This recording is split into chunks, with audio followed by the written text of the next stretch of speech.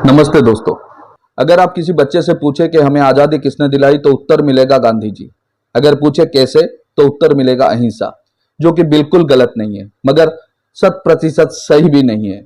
7 दशक के बाद भी आज़ादी और हमारे इतिहास में ऐसे बहुत से पहलू है जिनके ऊपर से पर्दा उठाना अभी भी बाकी है और उसके ऊपर बात करने से शायद समाज के एक वर्ग को अनकंफर्टेबल फील होता है। मगर question is the beauty of our democracy और इसीलिए हम तो पूछेंगे। मैं विश्वरंजन आपके सामने कुछ तथ्य और कुछ प्रश्नों के साथ। हर एक आदमी का हर एक पहलू को देखने का नजरिया अलग होता है, तो आज मेरे साथ मेरे नजरिए से। आज का प्रश्न, अंग्रेज भारत क्यों छोड़े?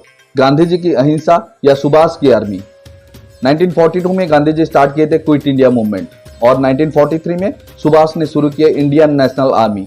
गांधी और सुभाष के बीच में डिफरेंसेस साफ झलकता था। गांधी बोलते थे अंग्रेज भारत छोड़ो, लेकिन सुभाष बोलते थे हम अंग्रेजों को भारत से निकालेंगे। लेकिन प्रश्न अभी आता है कि आखिर में कौन सफल हुआ?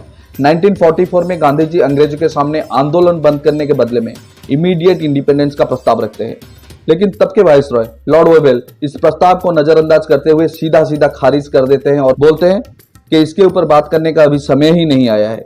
सेकेंड वर्ल्ड वॉर के बाद अंग्रेजों ने इंडियन नेशनल आर्मी के ऊपर अपना गुस्सा निकालने के लिए 1945 में इंडियन नेशनल आर्मी के 3 सोल्जर पर लाल किले पे ओपन मुकदमा चलाते हैं, जिसका मकसद यही था कि इंडियन नेशनल आर्मी को देशद्रोही घोषित करना। मगर इसके खिलाफ देश में विरोध शुरू हो जाता है।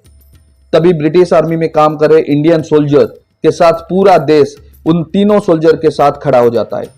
तभी बॉम्बे में हो जाता है ऐसा एक खेल जिसका उम्मीद शायद ही ब्रिटिश करते थे। 28 जहाज के साथ 20,000 से ज्यादा सैनिक और नाविक विद्रोह कर देते हैं और ये विद्रोह देखते देखते पुणे, चेन्नई, कोलकाता से कराची तक फैल जाता है। अंग्रेजों को मालूम था अगर सिविल डिसोबीडिएंट होता तो सेना की मदद से दबा सकते थे, मगर जब सेना ही विद्रोह कर दे तो क्या करेंगे? उन्हें मालूम था अगर भारत को शासन करना है तो एक ही उपाय है और वो है ब्रिटिश आर्मी।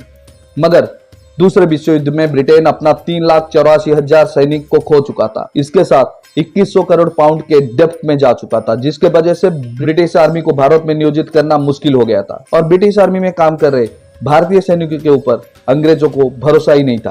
क्लेमेंट एटली जो भारत के इंडिपेंडेंट बिल पे साइन किए थे, उनके 1950 में भारत के दौरे के दौरान जब रिपोर्टर उनसे पूछते हैं कि आप सेकेंड वर्ल्ड वॉर जीत चुके थे लेकिन उसके बावजूद भी आप भारत छोड़े, तो उन्होंने कहा कि भारत में रहना अंग्रेजों के लिए वायबल ही नहीं था, क्योंकि भारतीय सैनिकों के खाने पीने और वेतन पे अंग्रेजों मोटा पैसा खर्च करते थे, लेकिन उसके बदले में उनको डर था कि कहीं भारतीय सैनिक विद्रोह ना कर दे। जब रिपोर्टर ने पूछा गांधी और नेहरू, तो उन्होंने बताया वो तो एक नरम पक्ष था, सरकार पर उनका कोई असर ही नहीं था।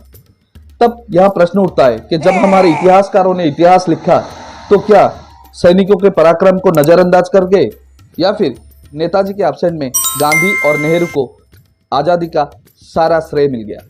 तो आपकी राय और आपके नजरिया कमेंट पे जरूर लिखिए।